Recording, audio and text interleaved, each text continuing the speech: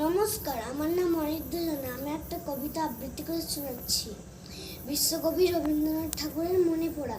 মা কি আমার পড়ে না মনে, শুধু কখন খেলতে গিয়ে হঠাৎ কারণে একটা কিশোর গুন গুনিয়ে কানে আমার বাজে। মায়ের কথা মিলাই যেন আমার খেলার মাঝে। মা বুঝি গান গাইতো আমার দোলনা ঠেলে ঠেলে।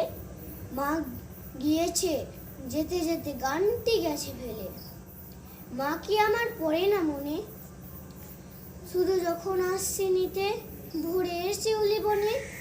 শিশির ভেজা হাওয়া বেয়ে ফুলের গন্ধ আসে, তখন কেন মায়ের কথা আমার মনে ভাসে।